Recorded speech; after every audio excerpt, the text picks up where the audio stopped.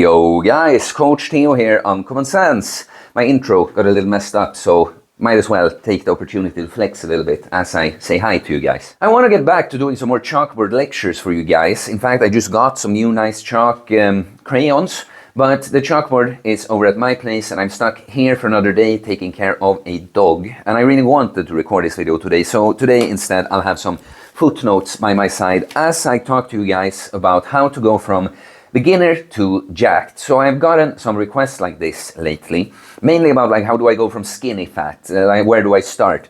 And it is of course the most common position a beginner to training and getting jacked will find themselves in, because that's pretty much what the average person in the West looks like.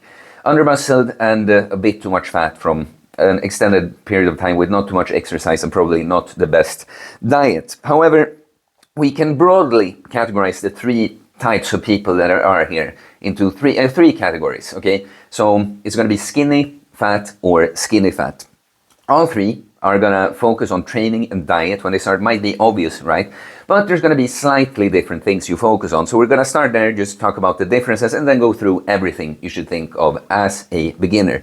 So first, before we talk even about the three types, is that focus on lifestyle change is great. Right? A lot of people find themselves that they know they should train or take a hold of their health and fitness, but it's like, where do I start? And it's easy to get overwhelmed by all the information online now, paralysis by analysis. The internet is a blessing and a curse in that you can, there's always information to get, but it's like a sea and stuff's going to be contradicting yourself. So you might be overwhelmed, but you don't need to be thinking of what like training program should I follow, like what very specific training program should I follow, or I'm gonna go on a keto diet. Like it doesn't have to be so specific, guys.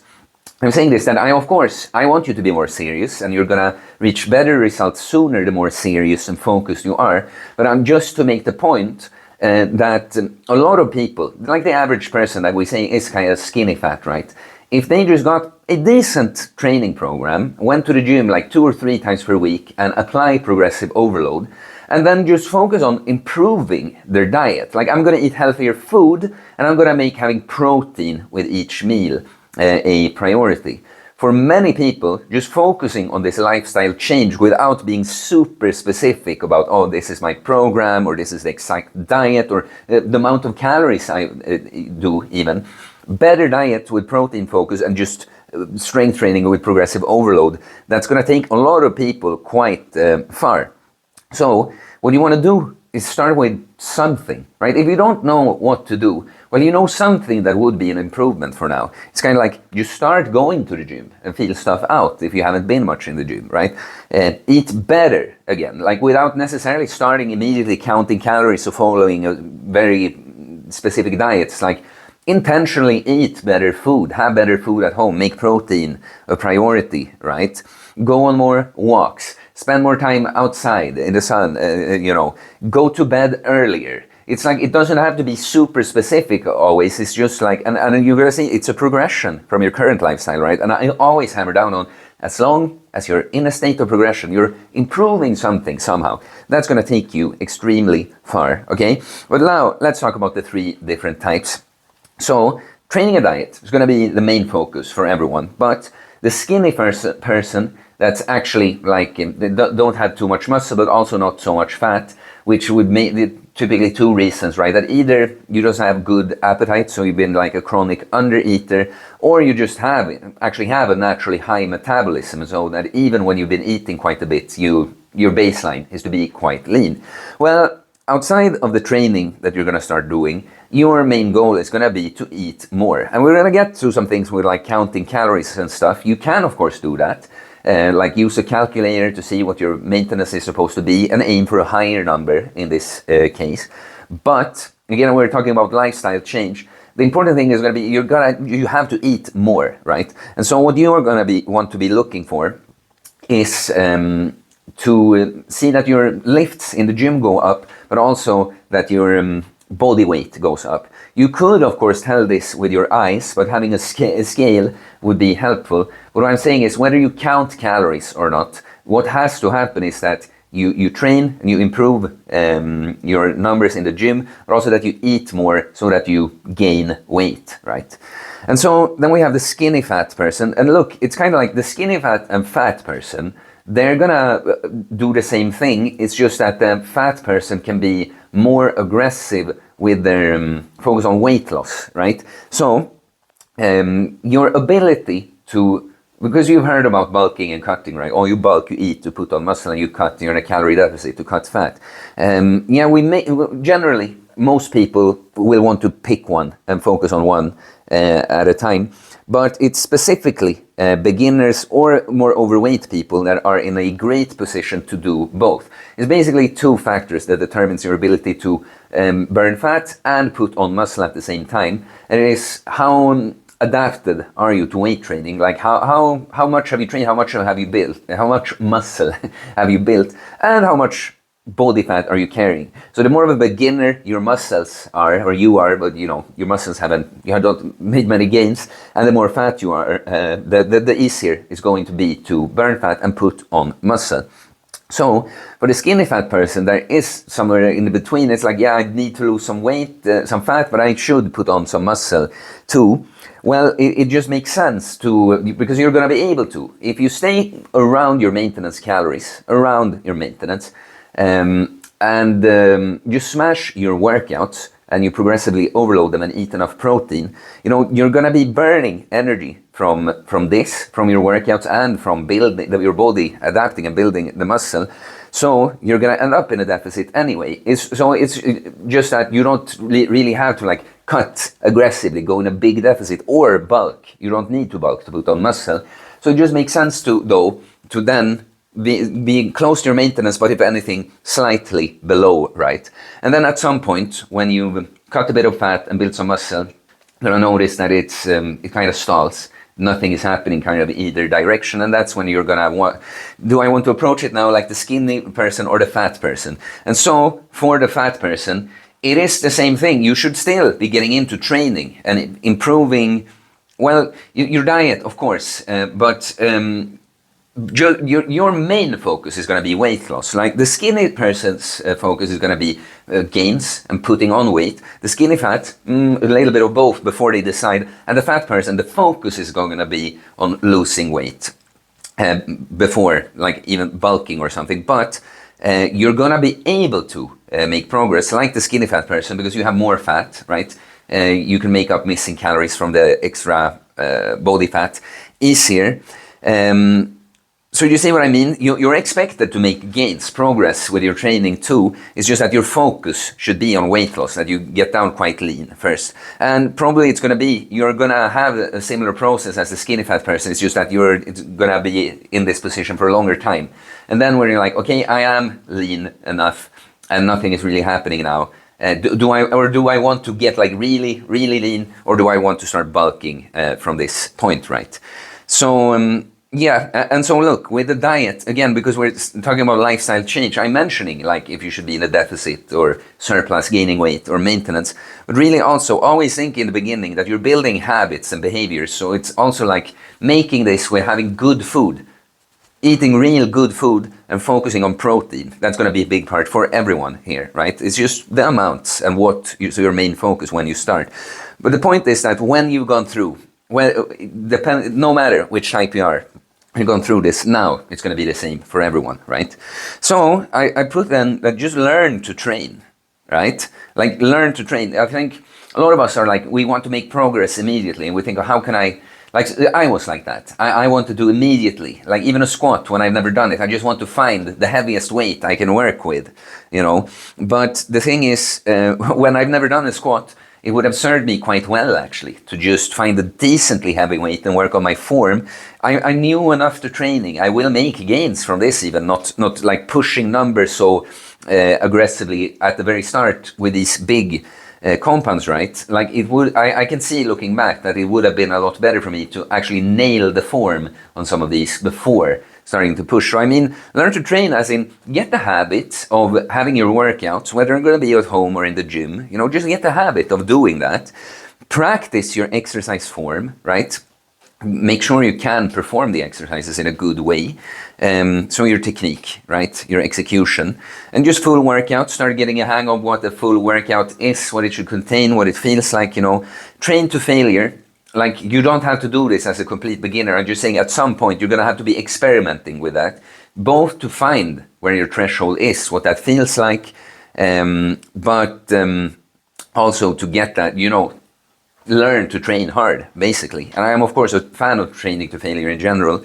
But then progression also, you must be aware at all times that some kind of progression needs to take place in order for me to get better. So whether that is improving my form on the squat, on the same weight, at least on the first few, or that I'm actually moving up in weight on an exercise, or I do more reps with the same weight, right?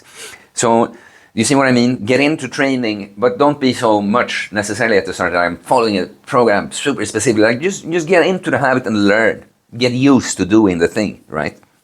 Then count calories and cook your own food. So I recommend generally, it's not that you literally have to, of course, but I generally recommend that if you're completely new to all of this, you should count calories, no matter if you're someone that's starting out on the skinnier side that needs to bulk, or you're gonna cut weight, right?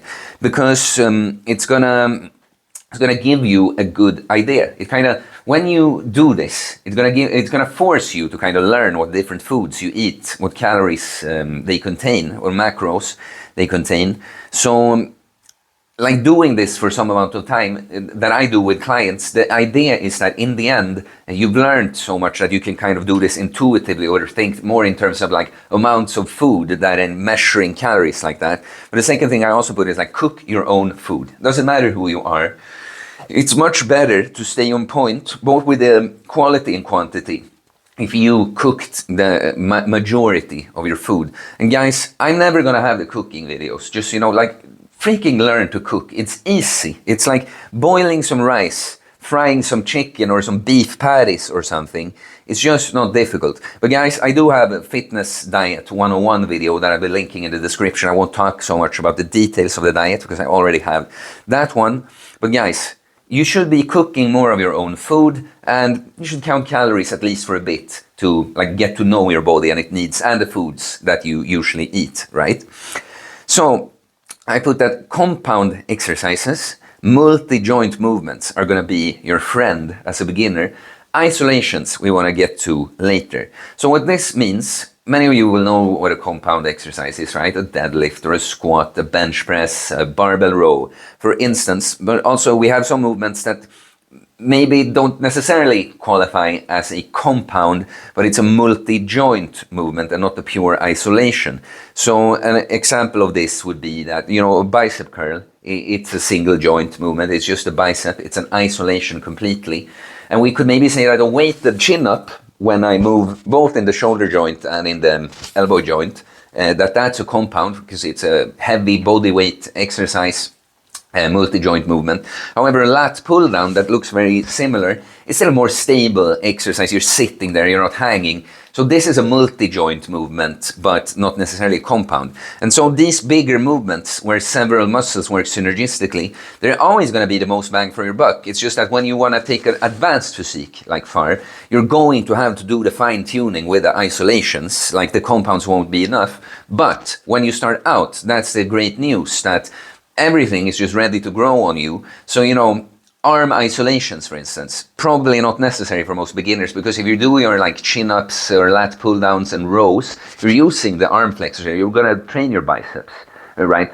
And if you do your bench presses or push-ups, dumbbell presses, dips, you know, yes, you train the chest, but you're also going to get good triceps volume. So you see, focus on these compound movements. And I'm going to mention here a program that you could follow as a beginner. Solar Night Apprentice. It's a program I made a couple of years ago now, I guess. Some of my current clients will recognize the structure from the routine I put you guys on. But it's basically a full body, okay, a lower body workout, an upper body workout, and a full body workout, consisting mainly of compounds. I guess the lower body has some like quite simple exercises in it too.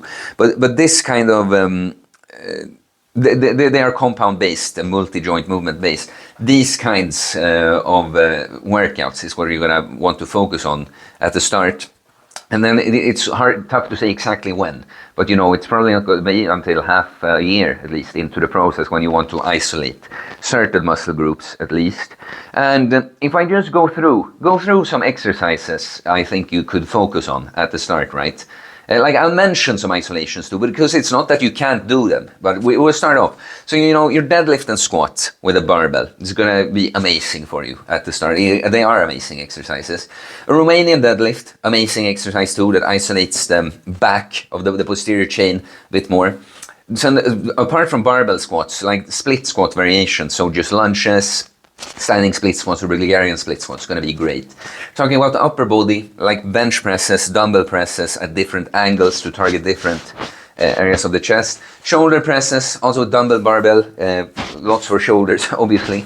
Your pull downs, or like pull ups or chin ups. And by the way, any exercise I say, like a dip or a pull up, if you can't do them body weight yet, like assisted in a machine or with a band, is the same. It doesn't really matter, right? It has to be challenging for you where you are right now. No, but so your pull-ups and chin-ups, but lat pull-downs with different grips, rows, barbell rows, seated rows, that kind of stuff. And you know, if you want to get into some isolated stuff, you know, your lateral raises, different bicep curls, triceps push-downs or extensions, leg extensions and leg curls, gonna be good for you. Some stuff like that. Of course, you can train the abs too, and you know, there you have some ideas to work with. And then I put educate yourself, but have a reasonable balance between education and application. Again, right, that there's a ton of good information available on the internet, but it's easy to overconsume, fill your head with so many different ideas before you even tried something, so you're just confused and you just know even less what to do.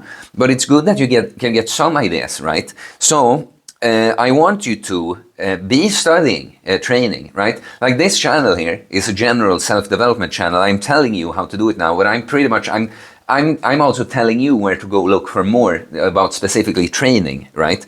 It's just that I want you to, while you're on YouTube and watching fitness content and that, I don't want that to take the overhand. I want you to go and, you know, try the things. That's how you actually learn, right? So I just mentioned like some good YouTubers to follow. Bald Omni-Man, great guy. Jeffrey Verity Schofield. Natural Hypertrophy, Alex Leonidas. These guys are like my favorites. I put Jeff Nippard here. That's not really a favorite, you know, it's this overly scientific content in my view, and the things he tells you to do is not what he used really to get big, but he's a good guy, you know, and there is a lot of good stuff for beginners there. It's just like, you know, don't get too caught up in all the details, you know, like learn some basic things about like squat form, how to properly squat. Oh, this is what a decent push workout can look like. Stuff like that you can get from Jeff, right? So 7, I put, it's funny, I don't think I've said the number on the different points before. Track workouts, okay? Like just like you want to track calories if you do that, but tracking workouts, right? We gotta ensure that progression always takes place, right? And writing down workouts, yeah, it's good. You like get to know. You always know where you are. Like, and sometimes when you write it down, you're gonna remember it anyway. But for me, it's a savior. Many times when I get to an exercise, I'm like, I don't remember what I did last week, and I get okay, this is what I try to beat now, right? Because progression is everything, okay? And so I put them, because it's going to be great if you can just start going to the gym. But I personally started at home and I wanted to kind of prepare a little bit before going to the gym. Just, you know, when you have that kind of thinking, just make sure that that's what's happening. You know, it's okay to put up something until later if you're actually going to do it. But so many people make up, oh, first I'm going to do this, and they never do it, you know. But of course, it can be okay to like, I know it felt better for me to come in the gym and at least be in decent, a little bit of shape. But if you start at home, there's like a simple program that like anyone can do at home that I would recommend. Of course, now you could add some isolations, and isolations as a beginner, like if you're at home and it's limited what you can do, obviously it would make more sense to have more isolations. But there are 3 main exercises that are going to be so helpful for you. It's a push-up. But a pull-up, so a pull-up bar you would have to get. and a Bulgarian split squat, because you can do it at home. And so you can add stuff onto this, right? But they're like 3 compound-ish exercises. Just what you want to do at home, what you gotta realize, guys, is you need to, when you get into, I wish I'd said this a little earlier, but like you gotta really try to understand what drives muscle growth, right? And again, you can get all tons of ideas from someone like me and that, but you don't truly know until you like just really observe yourself going through the process and like put 2 and 2 together. Because I can tell sometimes with what some of you guys are telling me that you do, and it's kind of like, okay, and why are you doing that? You know, because it's not going to build muscle. You know, it might be exercise, or it might build endurance, but it's not going to build muscle. So the push-up would be the obvious, because body weight pull-ups is going to go far for a lot of people. And I even started out with negative ones, right? But the push-up, quite soon, a lot of like at least younger guys are going to be able to do quite a few. And generally, when we train for building muscle, we want to be somewhere between 5 and 30 reps, but generally not over 20 either, you know. And you know, a push-up, young guys are going to be able to push beyond that quite soon. So you're going to have to, if you're going to train at home or with limited equipment, you're going to have to find a way to make it more challenging. Because I remember now, I did like sets of 50, 60 push-ups, you know, and knowing what I know now, it's like, yeah, it didn't really contribute much to my gains anymore. It's just like, I'm just endurance training, right? So what I would have done now is you can either buy these handles, right? But if you can just elevate your hand somehow, you could stack books even, right? Because now you can get way deeper, a better stretch on the pecs, which, by the way, emphasizing the stretch in an exercise is always better for muscle growth. So it's good just for that sake, but it makes the range of motion a lot more difficult too, right? So if you can challenge your push-ups in this way, if you could put some weight on your back, that would help too. And the Bulgarian split squat, of course, hopefully you have some weight, even a backpack or whatever, or weight them somehow. But you see, the point is, I'm taking the opportunity to tell you about like 5 to 20 reps. 2 or close to fail, overwhelmingly is where you want to be. But so often at home and with calisthenics and exercise like push-ups, you're gonna have to find a way to make it more challenging so that you can go to fail within that rep range, right? Yeah. And then I put just a growth mindset, guys. It's like you gotta want to improve. You can't just want the result, right? And it's like, oh, this is so tough. When will I get it? When will I get it? It's like, no, how you get, like, people, you know, I've gotten so much lately that people think I'm not natural even. Oh, no, you can't, it's not possible. It's like, but I've cared so much about making these gains. I've not been just like, oh, I just want them and like entitled to them. It's like, I'm gonna make sure that I'm getting these fucking gains, you know. It's like, learn all the time. Audit your form all the time. Like, question yourself, observe yourself, right?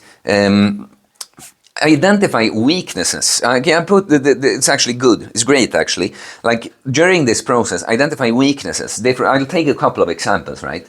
Like, if you notice, because guys, to get far, to get in good shape, it's gonna be a long-term process and there can't be breaks, right? It's gonna, like, you can make mistakes, but generally it's gonna have to be a train that keeps moving at all times. Or if it's you can stumble, but you can't just sit there on the ground. You gotta get up again and keep walking, right? So a couple of weaknesses, like for instance, let's say you're someone that you just notice that if I put up training until too late in the day, it's just extremely likely that I'm going to end up not training. Solution, make sure you go early in the day. Make it a priority to go train early in the day. If that's when it's easiest for you to get it in, right? And you won't have to worry about missing it in the evening. Oh, you notice now when you're cutting weight that I actually have a sweet tooth. And when we have stuff at home, I just can't help myself from having some chocolate in the evening. Throw it out. Don't have that crap at home, right? Like, you see what I mean? You're gonna notice your weaknesses, and you have to be like, how can I overcome my weakness? Not how can I cheat my way around it, because there's nothing like that. It's like it's about you in the end, guys. And so the last thing, well, how do I manage to make these videos so long, you know? The last thing is, you can start on your own. I managed on my own, right?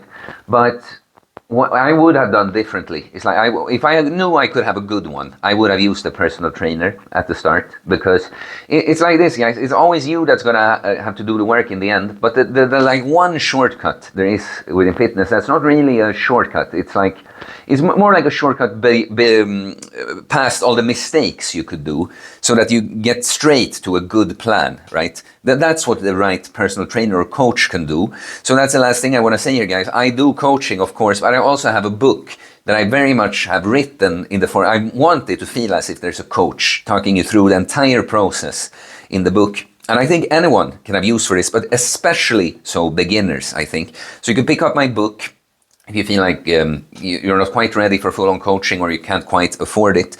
But even my second tier program, guys, I have an elite program that's more expensive and where we can work more deeply, you know. But I also have the second tier program that's more of a, there's room to work from mindset stuff there too, but it's more of a pure, the fitness stuff. So that will help a lot for beginners. I'm just a bit stressed because I think I'm running out of time on the camera. I might have to edit this video, we'll see. Love that when you have a 25-minute one-take video that you're not going to have to edit, but you fill out the memory card at the very end, so you're going to have to edit it anyway. But yeah, guys, you have everything you need to start. It would be even faster with the help of my book or my coaching or a local personal trainer too, of course. But it's got to have to be a good one. I'll say this. Pick someone that looks in a way that you would like to look like. I don't understand this. The people that go to fat trainers and that. It's like he's wearing right on his body that he's failing at what he's supposed to teach you. It's like, get a good one, okay? But yeah, guys, that's it. So, no, like and comment, interested. You know, comment on anything you want, because this is, of course, a longer video. Anything you want me to elaborate on in a separate video. Again, I do holistic bodybuilding coaching, and you have my book. It's all how to contact me for that, and buy the book. It's all in the description, so you can find it there. You can, if you just want to support me and my content, the Uncommon Sense channel, you can become a member of the channel or a Patreon, or leave a little super thanks comment. It's very much appreciated, guys. And please subscribe for more content about fitness, fasting, losing weight, building muscle, self-improvement, stoicism, mental health, philosophy, spirituality, mindset. It is a mindset, guys. Get jacked, get stacked, ready to attack. Peace.